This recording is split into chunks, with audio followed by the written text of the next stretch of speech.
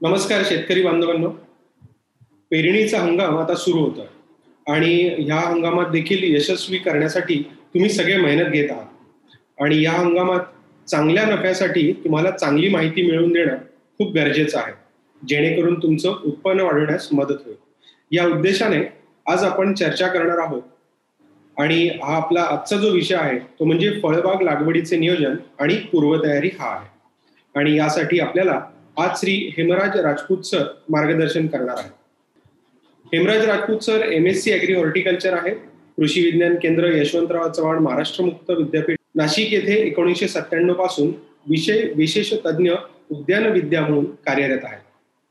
फळबाग, भाजीपाला, फुलशेती, पॉलीहाऊस मधील पीक उत्पादन व फळे भाजीपाला प्रक्रिया तज्ज्ञ आहेत. इस्रायल व अमेरिका येथे प्रत्येकी 1 महिन्याचा तेथील शेतीचा अभ्यास दौरा व प्रशिक्षण देखील त्यांनी घेतलेला आहे. या व्यतिरिक्त असे अनेक तरुण शेतकरी त्यांनी घडवलेले आहेत, ज्यांनी शून्यातनं आज कोटींचा टप्पा राजपूत सरांच्या मार्गदर्शनामुळे पूर्ण केलेला आहे. राजपूत सर, खूप खूप स्वागत आहे आपल्या या कार्यक्रमामध्ये.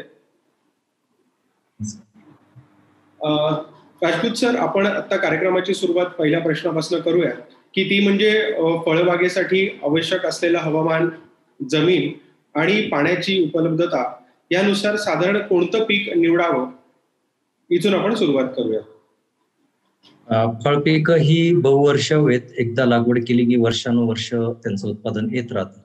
त्यामुळे लागवडीपूर्वी योग्य जमीन, हवामान आणि व्यापारी दृष्ट्या उत्पादन घ्यायचं असेल तर पाण्याची उपलब्धता या गोष्टींचा विचार सुरुवातीलाच केला गेला पाहिजे.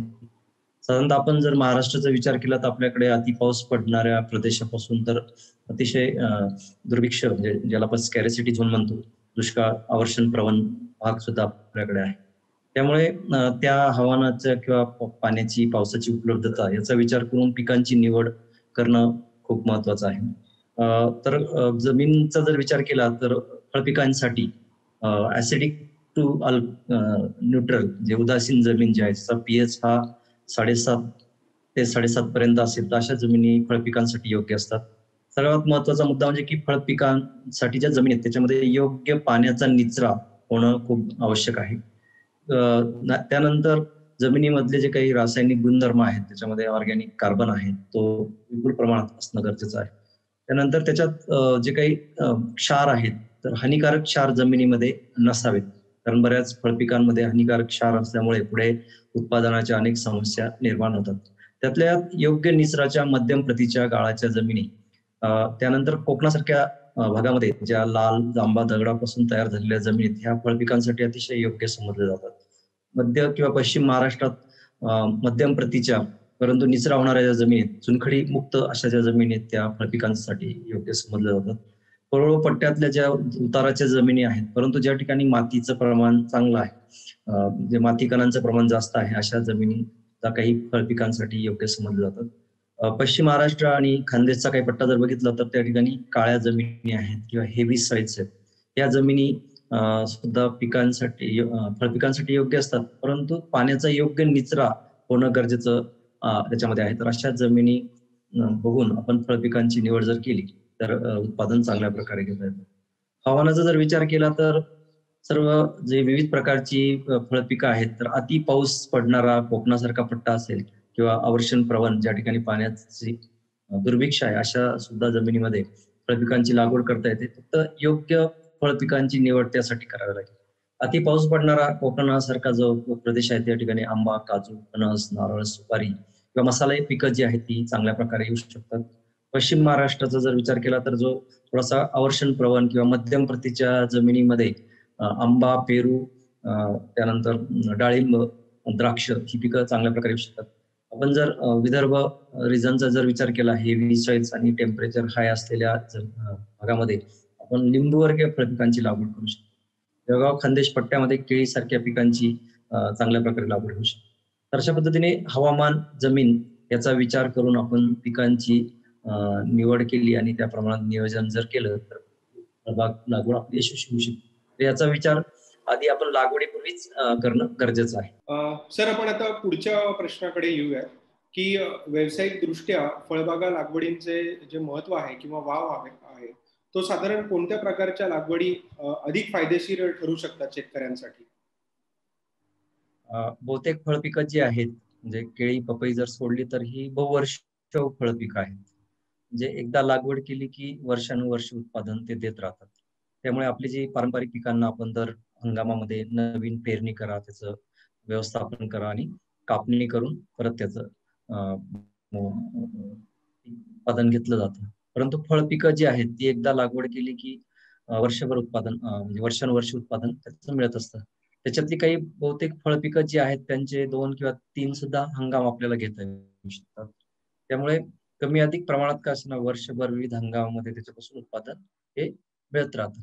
त्यानंतर याच्यातून जे काही उत्पादन आहे, आज आपण बघतो की फळं आणि फळांचं आपल्या आहारामध्ये खूप महत्त्व आहे. विविध प्रकारची जी फळं आहेत त्याच्यामध्ये आपल्याला शरीराला आवश्यक असणारे पोषण मूल्य मिळत असल्यामुळे वर्षभर फळांना मागणी असते. तर अशी या फळ पिकांचं जर योग्य पद्धतीने आपण नियोजन केलं आणि चांगल्या क्वालिटीचं उत्पादन जर घेतलं तर बाजारपेठही उपलब्ध त्याच्यामध्ये असतात. काही वेळेस कमी अधिक बाजारभाव होतो, परंतु सर्वसाधारणपणे या फळ पिकांपासून आपल्याला हमखास उत्पादन हे मिळत राहतं.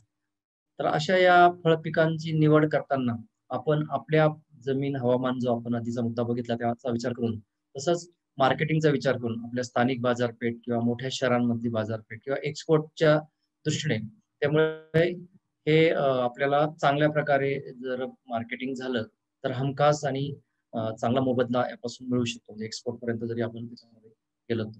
त्यानंतर प्रक्रिया उद्योगांना जो काही मोठ्या प्रमाणात कच्चा माल लागतो, तर त्याचाही पुरवठा आपल्याला करता येतो. त्यामुळे व्यावसायिक स्वरूप या फळबागेमुळे येऊ शकतं. त्यामुळे शेतकऱ्यांमध्ये एक व्यावसायिकता निर्माण होते. पारंपरिक पिकांच्या बरोबर जर आपण विचार केला, तर असा विचार करून जर शेतकऱ्यांनी फळबागेचं निवड जर केली. त्यानंतर आज आपण पर्यावरणाचा विचार करतोय, की बऱ्याच आपल्याकडच्या भागामध्ये आवर्षण प्रवण क्षेत्र आहे, उताराच्या जमिनी आहेत किंवा मध्यम प्रतीच्या जमिनी आहेत.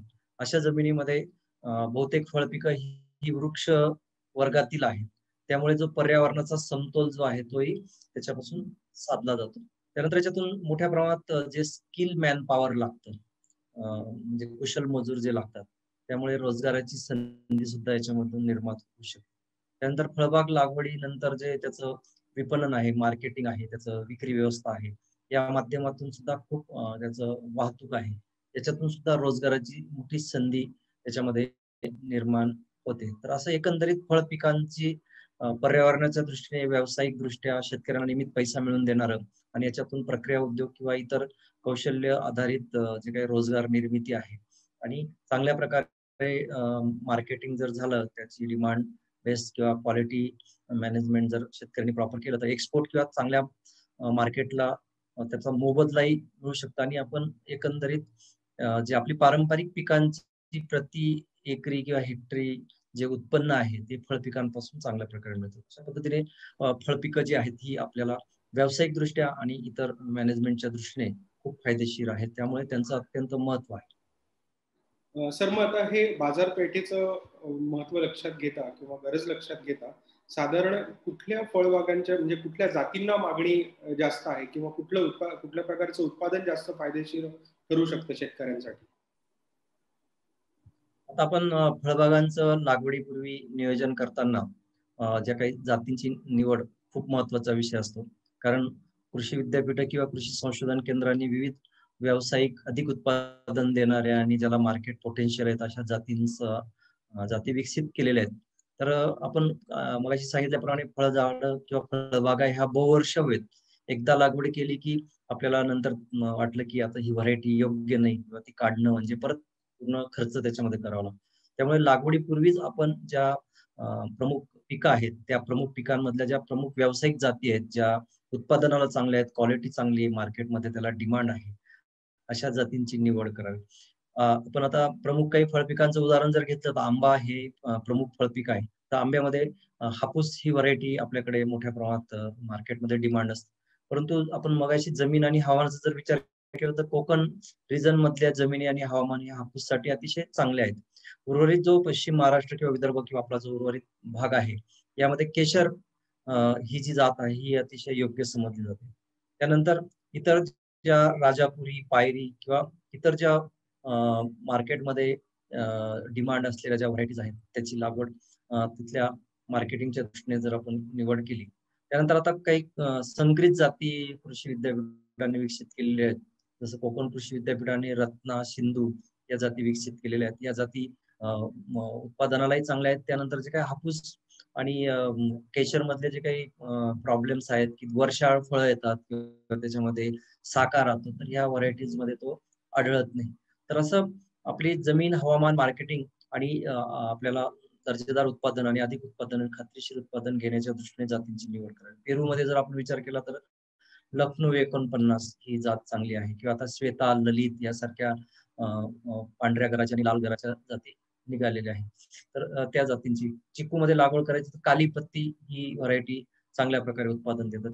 त्याच्यात एक क्रिकेट बॉल एक व्हरायटी आहे, किंवा पिली पत्ती व्हरायटी आहे, किंवा पिकेम 1 यासारख्या ज्या अधिक उत्पादन आणि हमखास उत्पादन देणाऱ्या जाती. तर आपण आपल्या भागामध्ये कोणतं पीक येतं तर त्या प्रत्येक रिजन मध्ये कृषी विद्यापीठ आहेत. त्या कृषी विद्यापीठांनी रिकमेंड केलेल्या संशोधित केलेल्या जाती आणि या फक्त जातींची माहिती घेऊन तर त्याची रोपं आणि कलम उपलब्धता याचं सुद्धा नियोजन करण्यापूर्वी आपण विचार केला तर आपलं उत्पादन चांगलं होतं आणि पुढे आपल्याला उत्पादनक्षम बागा ज्या आहेत त्या विकसित करता येऊ शकतात. याचं नियोजन आपण लागवडीपूर्वी करणं गरजेचं आहे. सर, आता यानंतर म्हणजे कुठल्या भूभागात कुठली फळं निवडायची आहेत याची साधारण स्थानिक विद्यापीठांकडनं आपल्याला शेतकऱ्यांना ती पण एक मदत होऊ शकते. पण आता हे करण्यापूर्वी साधारण एक लागवडीची पूर्वतयारी करणं एक गरजेचं आहे, की साधारण जमिनीची आखणी असेल, खड्डे भरणे असेल, साधारण ह्या पूर्वतयारीबद्दल थोडंसं मार्गदर्शन करू शकाल? फळबागा लागवडीपूर्वी त्याची पूर्वतयारी हा खूप महत्वाचा मुद्दा आहे. कारण त्या योग्य लागवडच्या ज्या पद्धती आहेत, चौकोनी लागवड असेल, आयताकृती असेल, किंवा डोंगर उतारावरची कंटूर लागवड असेल, समपातळी बांध पद्धतीने, तर याची आखणी करून जर लागवड केली तर पुढे ज्या काही समस्या निर्माण होतात त्या होत नाही. तर त्यासाठी आधी जमिनीची मोजणी करून त्याची लांबी, रुंदी जी काही असेल ती मोजणी करून घेणं, गरज असेल तर सपाटीकरण करून घेणं. कुठं दलदल असेल, कुठं हार्ड रॉक असेल, किंवा लेवल नसेल, खूप टेबल टॉप नाही, परंतु काही पिकांच्या बाबतीत आता द्राक्ष वगैरे पिकांसाठी आपल्याला टेबल टॉप करावा लागेल. परंतु सर्वसाधारण स्लोप असलेल्या जमिनी किंवा थोडी सपाटीकरण करून घेणं. त्यानंतर त्या ठिकाणी काही अनावश्यक झाडं असतील किंवा काही खोडं असतील किंवा काही समस्या असतील तर काही ओळ, नाला किंवा चर वगैरे काढून घेण्याची जी तयारी आहे ही लागवडीपूर्वीच करून घेणं गरजेचं आहे. त्यानंतर आता लागवडीच्या विविध पद्धती जसे चौकोनी किंवा आयताकृती पद्धती, बहुतेक फळझाडांची लागवड ही चौकोन पद्धतीने केली जाते. म्हणजे 2 रोपातलं आणि 2 झाडातलं अंतर हे समान असतं. तर त्यासाठी योग्य आखणी करून घेणं. तर त्यासाठी जे काही समांतर एक जो बांध असेल किंवा जो काही फ्रंट साइड असेल एक सरळ, त्याला बेसलाईन टाकून त्या ठिकाणी जे काही लागवडीचं अंतर आहे, सर्वसाधारणपणे आता फळझाडांची लागवड कमीत कमी 10 ते 12 फूट आणि जास्तीत जास्त 20 ते 25 फुटा अंतरावर केली जाते. त्या फळपिकानुसार त्याची लांबी आणि रुंदीला समांतर अशा चौकोन काटकोनामध्ये रेषा आखून त्याचं मार्किंग करून घेणं गरजेचं आहे. त्यानंतर खड्डे खोदणे हा एक खूप महत्वाचा भाग आहे. बऱ्याच वेळा शेतकरी घाईघाईने पाऊस सुरू झाल्यानंतर रोपं कलम आणतात आणि जे उपलब्ध असेल त्या साधनाने छोटासा खड्डा घेतात आणि लागवड करतात. त्यामुळे फळांची वाढ जी आहे त्याची रूट सिस्टीम प्रॉपर डेव्हलप होत नाही. त्यासाठी पावसाळा सुरू होण्यापूर्वी, म्हणजे आता एकदम प्रॉपर टाइम आहे, म्हणजे 15 मे ते 15 जूनच्या दरम्यान साधारणतः हा जो कालावधी आहे, तर त्या कालावधीमध्ये 1 metre by 1 metre by 1 metre आकाराची जी वर्षाव फळझाड आहेत, आंबा, पेरू, चिकू, नारळ, फणस यासारख्या झाडांसाठी कमीत कमी 1 मीटर आकाराचा किंवा 3 बाय 3 बाय 3 फूट आकाराचा खड्डा तो खणून घेतला पाहिजे. त्यानंतर तो चांगला 8-10 दिवस तापू दिला पाहिजे, म्हणजे त्याच्यात जे काही बुरशी असेल किंवा काही कीटक असतील त्याचा नाश त्याच्यामध्ये होईल. त्यानंतर तो चांगल्या प्रकारे भरणं गरजेचं आहे. यासाठी समजा 1 मीटर बाय 1 मीटर आकाराच्या खड्ड्यासाठी 4 ते 5 घमेले म्हणजे 40 ते 50 किलो चांगले कुजलेले शेणखत किंवा कंपोस्ट खत, गांडूळ खत असेल तर निम्मे वापरलं तरी त्याच्यामध्ये चालू शकेल.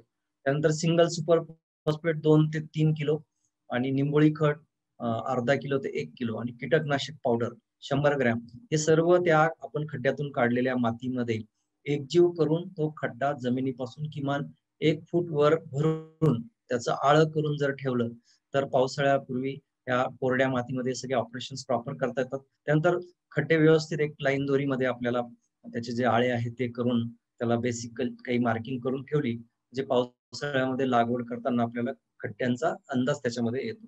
तर ही पूर्वतयारी खूप महत्वाची आहे. ज्या ठिकाणी सुरक्षिततेचे प्रॉब्लेम असतील तिथं लाईव्ह फेन्स असेल किंवा फेन्सची गरज आहे. नंतर पुढच्या मोठी बाग जर असेल तर वाहतुकीच्या दृष्टीने रस्ते, त्यानंतर पाण्याच्या दृष्टीने काही पाईपलाईन्स वगैरे जर टाकून घ्यायचे असतील, त्यानंतर ज्या ठिकाणी निचरा कमी होणार असेल त्या ठिकाणी ट्रेंच किंवा चर खोदून घेणे. तर या सगळ्या पूर्वतयारी आपल्याला फळबाग लागवडीच्या पूर्वी करून घेणं खूप आवश्यक आहे.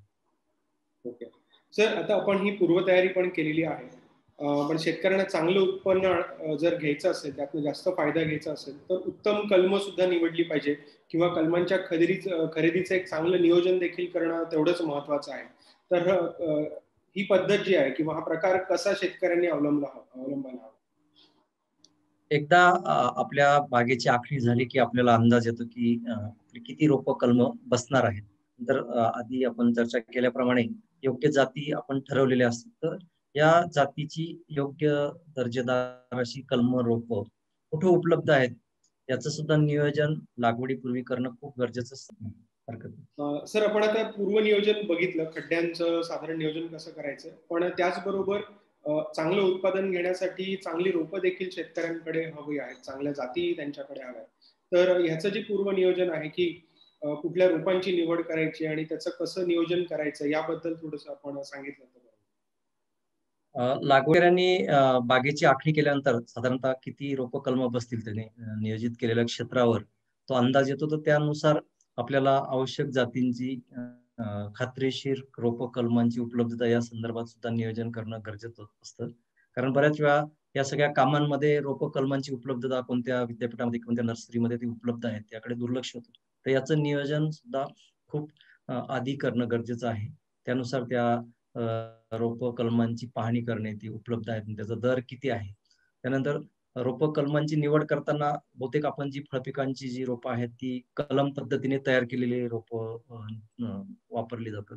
तर तो कलमांचा जोड एकजीव झालेला आहे किंवा नाही, त्याची रूट सिस्टीम प्रॉपर आहे का नाही, पिशवीचा आकार, नंतर त्या रोपांना कोणत्याही प्रकारचा रोग आणि किडीचा प्रादुर्भाव नाही याची खात्री करून घेणं गरजेचं असतं. नंतर त्याचा जो काही शेंडा किंवा त्याची जी काही कलमाची वाढ आहे ती व्यवस्थित आहे का नाही, या सगळ्या गोष्टींची खात्री आधीच करून घेणं खूप आवश्यक असतं. त्याप्रमाणे शक्य झालं तर आपल्याकडे ती रोपं राखून ठेवण्यासाठी काही जागा असेल आपल्या बागेमध्ये, तर तिथं आणून ती ठेवलेली किंवा ज्या नर्सरीमध्ये आपण रोपं बुक केलेली त्यांना काही ॲडव्हान्स पेमेंट वगैरे करून आपली रोपं कलमं उपलब्धतेची खात्री करून घेणं गरजेचं असतं. तर ह्या गोष्टी खूप महत्वाच्या आहेत. नाहीतर काय होतं बऱ्याच वेळा आपण ठरवतो बा आपल्याला आंब्याची केशर ही जात लावायची आहे आणि मग ती रोपं आपल्याला मिळत नाही. मग आपल्याला जी उपलब्ध असतील किंवा आपण ठरवलं की एका आकाराची, एका उंचीची, एका वयाची रोपं चांगली खात्रीशीर जोड एकजीव झालेला निरोगी रोपं जी ऐन वेळेस मग उपलब्ध होत नाही. मग जी मिळाली ती रोपं आपण त्याच्यामध्ये लावतो आणि मग त्याच्यामुळे बाग एकसारखी वाढत नाही. आता बऱ्याच टिश्यू कल्चरच्या पद्धतीने लागवड करणे, केळीसारखी पिकं आहेत, तर यांचं 2 ते 3 महिने आधी आपल्याला ॲडव्हान्स बुकिंग करावं लागतं. त्याप्रमाणे ते आपल्याला रोपं उपलब्ध करून देतात. कारण इतर फळपिकांसाठी केळी किंवा पपईची रोपं 2 वर्ष, 3 वर्ष ठेवता येत नाही. ती 3 महिने, 5 महिन्याची म्हणजे 3 महिन्यापर्यंतच ती रोपं लागवडी योग्य असतात. तर या सगळ्या बाबी खूप महत्त्वाच्या आहेत. याचा विचार करायला पाहिजे. शक्यतोवर अ, शासकीय रोपवाटिका, खात्रीशीर शासकीय शासनमान्य रोपवाटिका किंवा ज्या रोपवाटिकेचा रेप्युटेशन चांगलं आहे काही शेतकऱ्याचं अनुभवावरून, अशा नर्सरीतून रोपं जर घेतली तर पुढे होणारा आपलं जे काही नुकसान आहे ते टाळता येतं. अदरवाईज काय होतं, की 2-3 वर्षानंतर लक्षात येतं, की आपण ही व्हरायटी लावली होती आणि वेगळीच त्याच्यामध्ये फळं आली किंवा बऱ्याच रोपं कलमांमध्ये विकृती असतात. प्रॉपर रुस्टॉक वापरलेलं नसेल, कलम पद्धती योग्य नसेल किंवा तिथलं जे काही त्याचं जे हार्डनिंगची जी प्रोसेस आहे, तो प्रॉपर झालेला नसेल, तर अशी रोपं जी आहेत ती यशस्वी होत नाही आणि मग उत्पादन किंवा त्या क्वालिटीवर परिणाम होतो. तर हा खूप महत्त्वाचा मुद्दा शेतकऱ्यांच्या दृष्टीने आहे. याचाही विचार करणं गरजेचं आहे. ओके. सर, आता प्रत्यक्ष लागवड करायची आहे शेतकऱ्याला, तर कुठली काळजी घेतली पाहिजे किंवा काय त्याचं नियोजन करायला हवं? आता बहुतेक फळपिकं जी आहेत ती कलम पद्धतीने म्हणजे त्याच्यात पाचर कलम असेल, मृदुकास्ट कलम असेल किंवा डोळा भरून अभिवृद्धी केलेली असते. तर खाली खुंटाचा भाग असतो आणि त्याच्यावरती 2-3 इंचाच्या वरती तो जोड असतो. तर ही कलम रोप लावताना त्याचा जोड जो आहे तो मातीमध्ये गाडला जाणार नाही. म्हणून मी खड्डा भरताना किमान आपला जो खड्डा आहे तो जमिनीपासून 1 फूट वर पाहिजे. कारण पाऊस पडल्यानंतर ती जी 1 फूट वरती जो जमिनीच्या वरचा भाग असतो तो काही प्रमाणात खाली जातो. बरेच शेतकरी काय करतात, जमिनीला सपाट पर्यंतच माती किंवा खड्डा भरतात आणि मग कलम लावल्यानंतर त्याचा जोड जमिनीमध्ये गाडला जातो. तर तसं न होता तो आपला जोड जो आहे तो जमिनीपासून 3 ते 4 इंच वरती राहील, अशा पद्धतीने तो लावला गेला पाहिजे. कलम जे आहे त्याचा शेंडा सरळ राहील या पद्धतीने ते लावलं गेलं पाहिजे. लागवडीपूर्वी काही प्रमाणात चांगलं कुजलेलं कंपोस्ट खत हे त्याच्यामध्ये जिथं कलमाची खड्ड्याच्या मध्यभागी जी जागा आहे तिथं मी मगाशी सांगितलं की मार्किंग करून जर ठेवलं तर तो मग नंतर खड्ड्याचा मध्यभाग आपल्याला शोधायला सोपं जातं. तर ती हुंडी बरोबर त्याच्यामध्ये ठेवून आजूबाजूची माती जी आहे ती चांगल्या प्रकारे हाताने आणि शक्य झालं चांगलं पायाने दाबून घेणं गरजेचं आहे. ते करत असताना माती दाबताना त्या कलमाचा शेंडा सरळ राहील हे खूप महत्वाचं आहे. त्यानंतर आता कलमरोप कमीत कमी 3 ते 4 इंच आकारापासून तर 8 ते 10 इंच आकाराच्या पिशव्यांमध्ये असतात, पॉलिथिन पिशव्यांमध्ये असतात. तर ह्या पिशव्या लागवडीपूर्वी त्यांना त्या पिशवीला उभा काप देणं गरजेचं आहे, जेणेकरून पिशवी आपल्याला अलगद त्याच्यामध्ये काढून घेता येईल. त्यानंतर जो मातीचा जो गोळा आहे किंवा त्याला आपण रूट बॉल म्हणूया किंवा त्याला माती, मुळी त्याच्यामध्ये असेल तो फुटणार नाही याची काळजी घ्यायला पाहिजे. त्यामुळे आदल्या दिवशी किंवा रोपं आणल्यानंतर त्याला थोडं हलकं पाणी दिलेलं असेल आणि वापसा असेल, एकदम चिखल पण नको आणि एकदम कोरडाई हुंडी त्याच्यामध्ये नसतो आणि हुंडी फुटणार नाही. म्हणजे तो जो मातीचा मुळांसोबतचा जो गोळा आहे तो तो फुटणार नाही याची काळजी याच्यामध्ये घ्यायची. आणि कलम लावण्यासाठी शक्यतोवर या कलम लागवडीचं किंवा फळझाडांच्या लागवडीचं किंवा त्यातल्या स्किल मॅन जो आपला लेबर असेल त्यालाच ते लागवडीसाठी त्याचा वापर जर केला तर त्याच्याकडून लागवड करून घेतली तर ते खूप चांगलं असतं. त्यानंतर बहुतेक कलम रोप आपण 1.5, 2, 2.5 फुटाची उंचीची असतात. त्यांचा जोड 1-1.5 वर्षाची रोपांचा पूर्ण पणे साधलेला नसतो. तर त्यासाठी रोपांची तो जोड लूज होऊ नये त्यासाठी काठीचा आधार देणं गरजेचं आहे. त्यासाठी कमीत कमी 3.5 ते 4 फूट लांबीचे जे बांबू आहेत, तर ते बांबू कलमाभोवती 3 ते 4 इंच अंतरावर उभे सरळ रोवून त्याला जे कलम आहेत ते जोडाजवळ आणि शेंड्याजवळ सुतळीच्या साहाय्याने किंवा कापडी चिंधीच्या साहाय्याने अलगद बांधून घेणं खूप गरजेचं आहे. कारण पावसाळ्यात किंवा पावसाळ्यानंतर जोराचा वारा वाहतो आणि आपण लावलेली कलम जी आहेत ती कोलमडून पडू शकतात. तर काठीमुळे त्या रोपांना आधार मिळतो. त्यानंतर कलम रोपचा जो खोड आहे, जी काही मेन स्टेम आहे ते सरळ वाढतं. तर ही काळजी घेणं गरजेचं आहे. त्यानंतर आपण जी कलम रोपं आणलेली असतात, त्या कलमा रोपांच्या मातीसोबत किंवा त्या नर्सरीमधून काही त्याच्यासोबत किडी आणि रोगाचे अंशही त्याच्यामध्ये येतात. त्यामुळे कलम रोपं आणल्यानंतर त्याला कीटकनाशक किंवा बुरशीनाशकाची ड्रेंचिंग किंवा जिरवणी करून जर लागवड केली तर खूप त्याच्यामध्ये फायदेशीर ठरतं. किंवा लागवड केल्यानंतर 3 ते 5 दिवसानंतर ज्या आठवड्याच्या आत त्या झाडाच्या भोवती या बुरशीनाशकांचे आणि कीटकनाशकाचं द्रावण तयार करून त्याची जिरवणी किंवा वरून पानांवर सौम्य असं स्प्रे करून घेणं गरजेचं असतं, जेणेकरून कीड आणि रोगाचा नायनाट आपल्याला करता येऊ शकेल. त्यानंतर परत आपण लागवड केली आणि पाण्याचा ताण जर पडला, म्हणजे पाऊस नसेल, तर पाणी देण्याची व्यवस्था सुद्धा आपण करून ठेवणं गरजेचं असेल. पूर्ण 100% ड्रीप नाही, परंतु जर इमर्जन्सी आली तर आपल्याला आळं भरून पाणी देणं किंवा पाण्याची व्यवस्था करता येईल अशा पद्धतीची काळजी घेणं. कारण कलम लावल्यानंतर जर 8-10 दिवसाचा जर मोठा गॅप त्याच्यामध्ये पडला, तर रोपं कलम दगावण्याची शक्यता असते. कारण त्याची रूट सिस्टीम ही मर्यादितच त्यामध्ये पिशवीच्या जो काही रूट बाउल असतो तेवढ्यापुरतीच मर्यादित वाढलेली असते.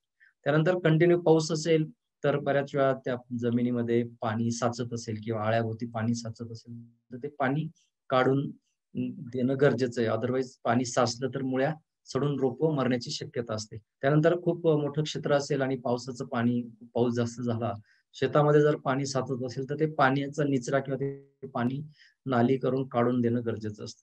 त्यानंतर महिन्यात 1.5 महिन्यानंतर गवत वगैरे झाडाच्या भोवती जर वाढलेलं असेल ते गवत अलगद काढून घेणं गरजेचं असतं. अदरवाईज आपण जी खतं घातलेली असतात ती गवताने जर घेतली तर रोपाच्या वाढीवर त्याच्यावर परिणाम होऊ शकतो.